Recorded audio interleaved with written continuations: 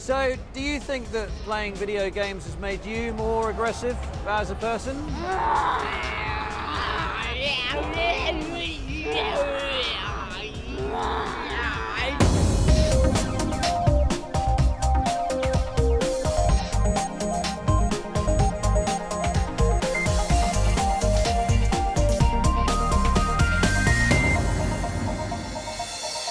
Welcome to Click, I'm Spencer Kelly, and welcome to Los Angeles, home to the world's biggest video game show.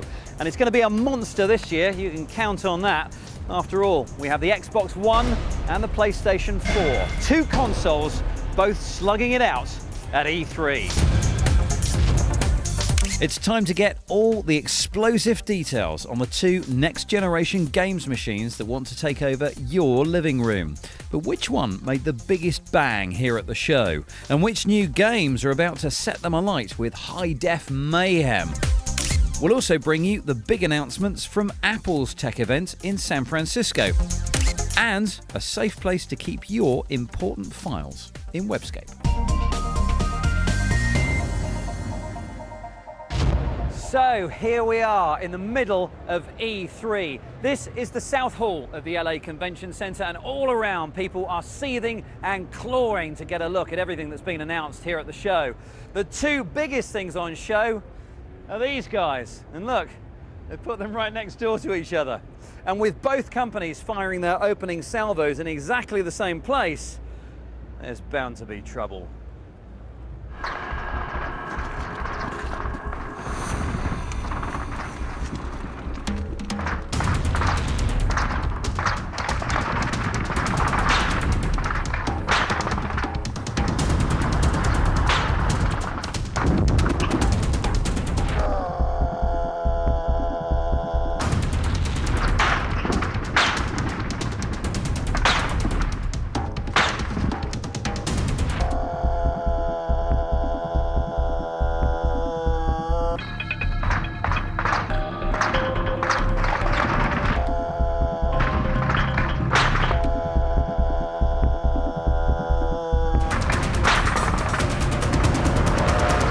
Ladies and gentlemen, welcome to the Console Wars. A little bit much, you think?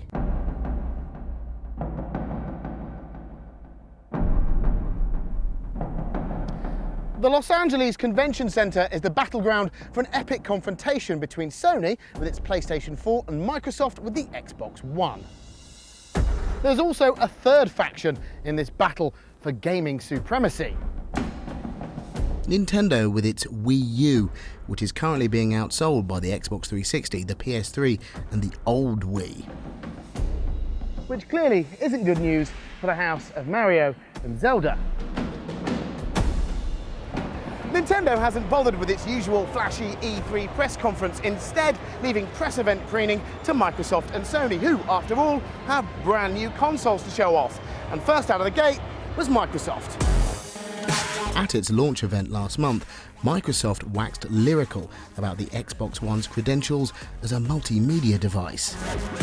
But here at E3, far more attention was paid to slaying barbarians in a kind of Saving Centurion Ryan manner in third-person actioner Rise, Son of Rome, and engaging in martial arts mayhem with rebooted Blast from the Past Killer Instinct. And of course, shooting lots and lots of guns in first-person shooter Battlefield 4. Games and more games was the order of the day. And driving franchise Forza rumbles on with this fifth instalment, adding cloud computing to its racing repertoire. The game can learn its player's driving style, using it to provide the AI for computer-controlled opponents. It means the game can play by itself without the user's input, racking up in-game credits while it does so. Quite how much fun getting a console to play games for you is, well, a bit debatable, but Microsoft are confident that the cloud and consoles are a match made in computing heaven. Being connected to the cloud is going to allow creators to make worlds that are alive. They're going to have communities, you're going to be able to interact with your friends, they're going to be rich, changing, vibrant, in real time. Xbox One will launch this November in 21 markets around the world at $499 in the US 499 euros in European markets, 429 pounds in the UK.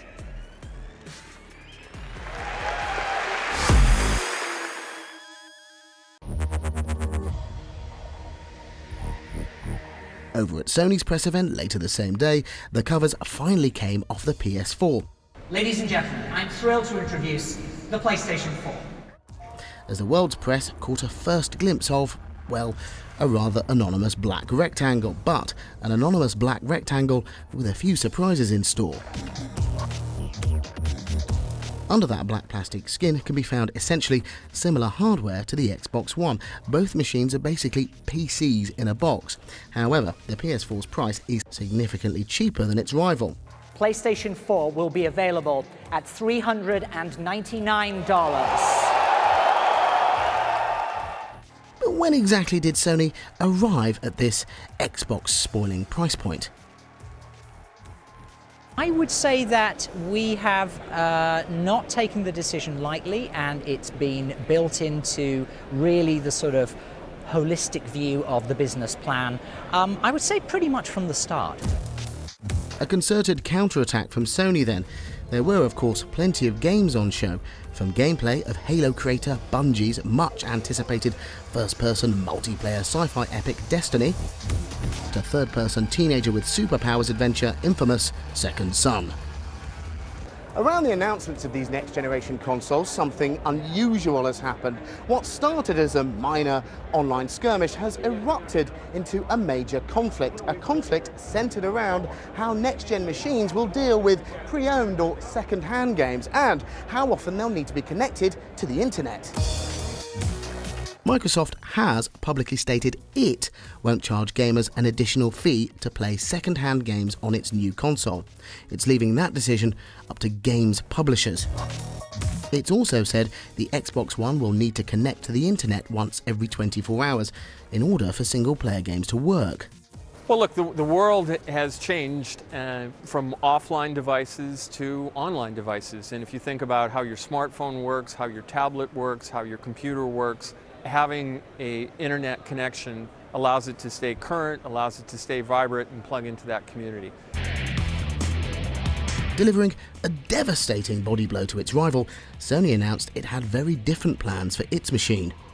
When a gamer buys a PS4 disc, they have the rights to use that copy of the game.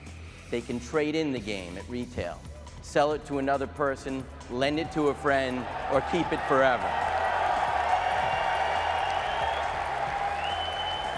PS4 won't require you to check in online periodically. We feel that it's not necessary to provide a degree of consumer enjoyment for the machine, and at worst sort of runs the risk of being somewhat obtrusive. Finally, Nintendo invited journalists to a low-key briefing, outlining plans for a turnaround of the Wii U's fortunes, a state of affairs that Nintendo seems to be in confessional mood about.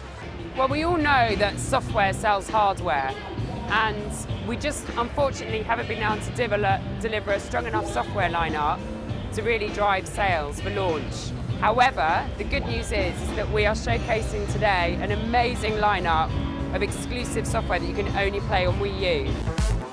Nintendo's strategy for success seems to involve launching fan-favourite titles such as Mario Kart 8 and Donkey Kong Tropical Freeze for Wii U later this year.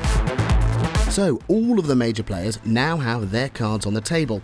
However, in the battle for home console dominance, it's still not completely clear which company will emerge victorious.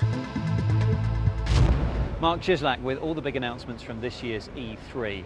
And someone who's been following developments as avidly as Mark is Chris Grant, the editor-in-chief of Polygon, the gaming website. Chris, hi. Hi, how are you doing? All right, thank you very much. It very much sounds like, of the two giants, Sony's won this one hands down, isn't it? Yeah, it's always, you always want to say it's not necessarily what they're going to do long term. It's a long generation, but in terms of their performance and the kind of theater of the press conference, hands down, inarguable. Sony won, standing ovations, hooting and hollering. I would say this: the most brutal thrashing I've seen in an E3 press conference in a decade. You get the feeling that in the hours after Microsoft's press conference, Sony just thought, right, these are the problems we need to address. Let's do them all. Let's kick them when they're down. I mean, do you think that really happened? But I can't imagine a company the size of Sony being that nimble. It would require an alacrity that it's impossible to imagine.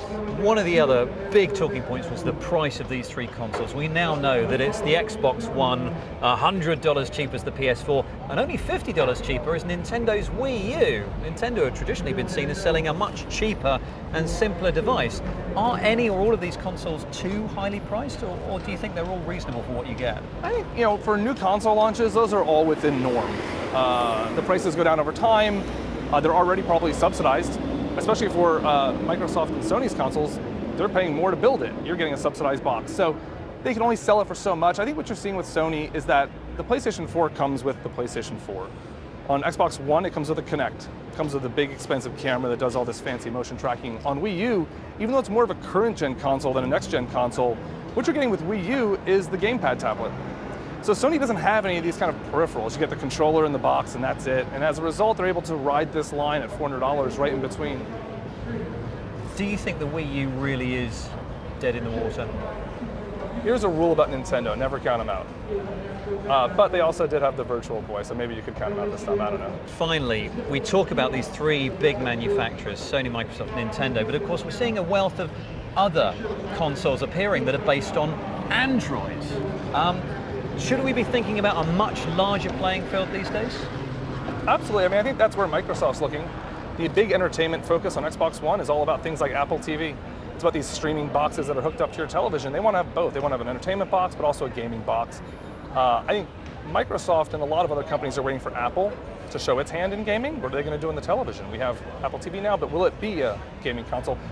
We already are seeing a lot of Android-powered console devices because Android's open and they can do it on their own. It remains to be seen if they'll have any consumer appeal. They really haven't so far. They need games, they need killer apps. Once they start to get those, it's attractive. $99, you get a lot of indie games, you get a lot of fun things you might not see on your other console. They're cheaper. But right now, for the foreseeable future, there's no problem with console gaming. Okay, Chris, thank you for your time and your thoughts. We love yours too. What, from what you've seen, has piqued your interest? The big consoles or the smaller, more nimble players? Get in touch, click at bbc.co.uk. And next up, the other big tech stories hitting the headlines this week. The EU Justice Commissioner wants answers from America about the extent of its data surveillance programme, PRISM. It follows leaks earlier this month suggesting that the US government is snooping on communications networks. Meanwhile, some of the biggest names on the net are pressuring Washington to reveal more about its requests for users' information, with Google insisting security services have no back door to its servers. Facebook is to start making hashtags clickable. It follows other services like Twitter and Instagram that allow users to add a hashtag in front of words or phrases to make it easier for others to find similar comments on that topic. Results in Facebook will include those from people outside users' social circles. And finally, Samsung is about to start selling a smartphone with a powerful 10 times optical zoom lens. The Galaxy S4 Zoom can magnify whatever users set their sights on without losing any of its 16 megapixel resolution.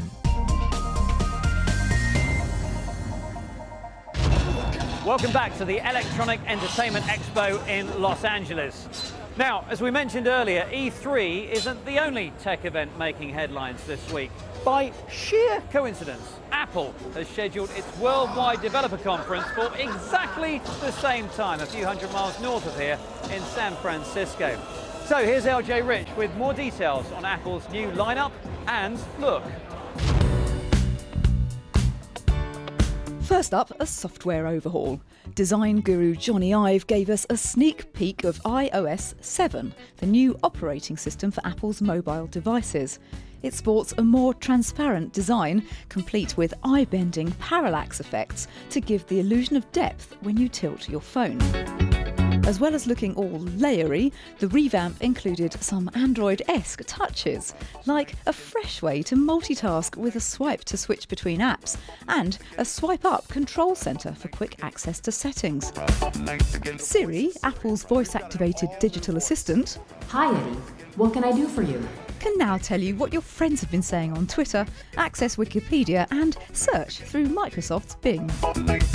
Disruptive news came in the form of iTunes Radio. This free app streams playlists inspired by genres or bands.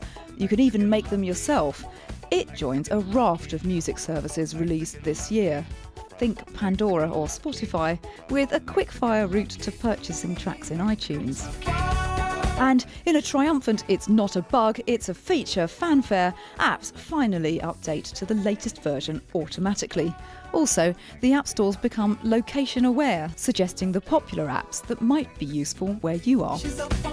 While a test version of iOS 7 is now available for developers, everyone else will get access this autumn. As well as mobile devices, laptops and desktops got a software refresh with OS X Mavericks. For those wondering, it's not a cat like the others, it's the name of a beach. Updates include better task management to get more out of processors. Also, there are now tabs in the Finder window, making it easier to cut and paste between folders and disks. Plus, files can be tagged with keywords as well. Great for getting things done enthusiasts. Onto the hardware. The new MacBook Air packed in more graphics capability, and for once, the outer design wasn't thinner or lighter. It looks pretty much like the last model. Not so for the revolutionary design of the new Mac Pro computer.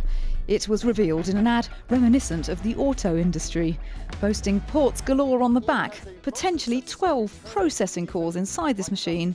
It's squarely, or should that be roundly, aimed at the power user. Speed was the buzzword, with talk of twice the processing power of the last model and solid-state storage instead of those outdated spinning hard drives. Its design is certainly bold, prompting comparisons to Darth Vader and a bin. Whilst there's been a largely positive reaction on the web to the Mac Pro, the feedback on that iOS makeover has been mixed, with some accusing Apple of copying its main rival, Android. Perhaps the success of Samsung's flagship Android handsets prompted a rare dig during Apple's slideshow, and this declaration that the company hasn't lost its edge. Can't innovate anymore, my ass. It's clear Apple's keeping at least one eye on the competition.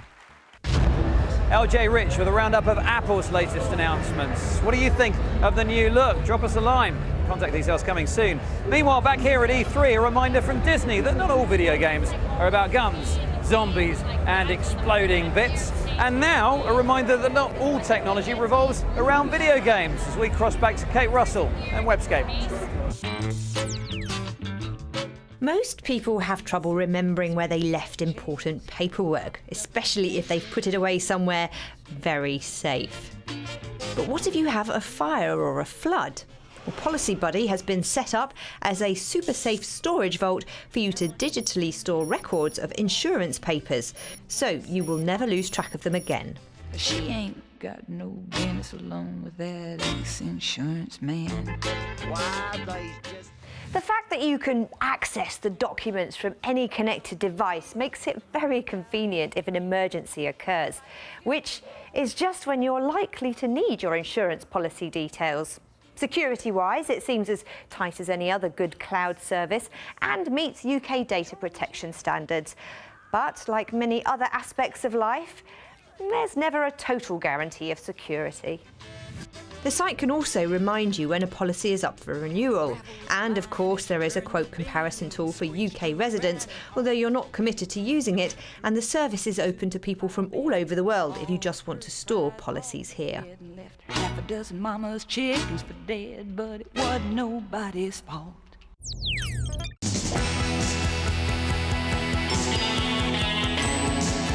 There are enough fitness tracking apps out these days to fill several tennis courts. But what if you're looking for help specifically to train for a marathon and have a Windows Phone 7 or 8? Marathon Runner should be right up your street.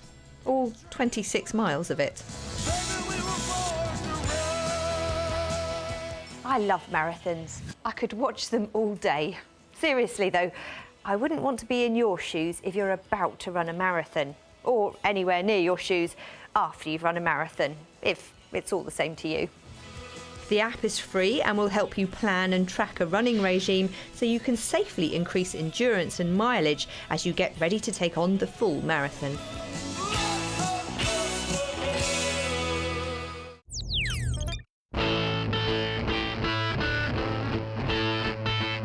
Two wheels and an engine. Now that's more my idea of travelling long distance. If you're a social biker living in or visiting the UK, you might be interested to learn about Real Rider, a social platform to connect with other bikers so you can meet up and explore the countryside together, making a record of the best routes to share with the wider community. I got 25 lighters for my 25 folks. Safety is a real issue for every biker, and one of the great things about this site is it acts as a crowdsourced base of knowledge for when dangers are found on the roads, such as diesel spills, potholes, or other unexpected hazards. Add free smartphone apps to the mix and that information gets out on the road to the people who need it straight away, so riders can avoid any reported hotspots. The apps also provide speedy access to emergency services, including detailed location data in case you're out in the countryside. You can even add important medical information for first responders, making this the ideal pillion passenger.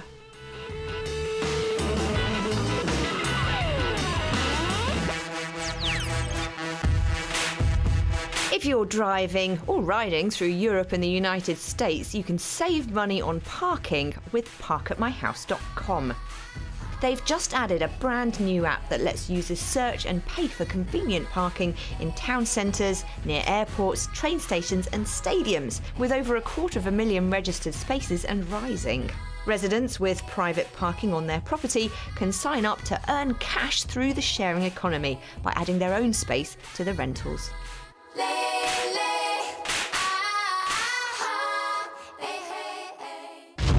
Kate Russell's Webscape. Now that's it from Click at E3 for this week, but this being the world's biggest video game show and all, we will be bringing you more from this place in the coming weeks. In the meantime, tell us what you thought. Email click@bbc.co.uk or get in touch via Twitter, Facebook or Google+. And don't forget the website, bbc.co.uk/click, if you'd like to take us with you wherever you go. Thank you very much for watching and we will see you next time.